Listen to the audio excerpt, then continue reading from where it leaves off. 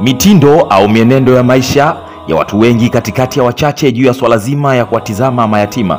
Hii ni tofauti na maagizo ya Mola wetu mlezi. Walio wengi wamekuwa bobezi juu ya masuala yao binafsi, moja kati ya muhimu likisahaulika juu ya kuwatendea vizuri mayatima. Je, ni akina nani hao mayatima tunaowazungumzia? Yatima ni mtoto aliyefiliwa na wazazi wake, hususan baba, kabla ya kufikia umri wa baligh.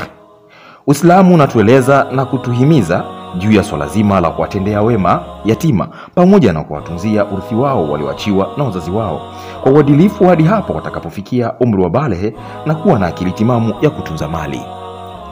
Mwenyezi Mungu mtukufu anatueleza ndani ya kitabu chake kitukufu, na wanakuuliza juu ya mayatima, sema kuwatendea wema ndio vizuri, na kama mkichanganyika nao ndio vyema vile vile, kwani ni ndugu zenu.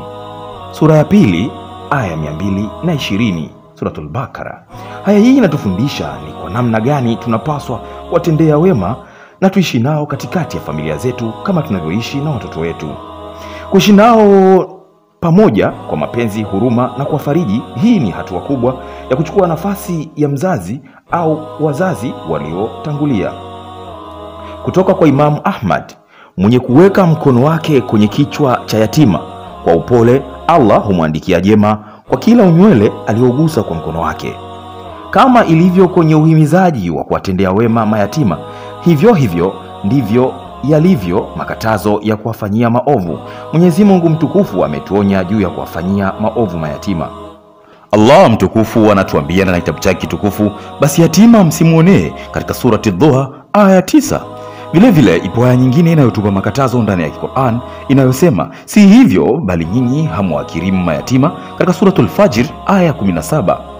Vipi tunawasahau mayatima? Badala yake mitindo ya kimaisha inawabadilisha watu na kuwakumbuka mayatima zaidi imekuwa ndani ya mwezi wa Ramadhani. Allah mtukufu hajaeleza mwezi maalum wa kuwakumbuka mayatima, bali ni muda wote na miezi yote wanaohitaji.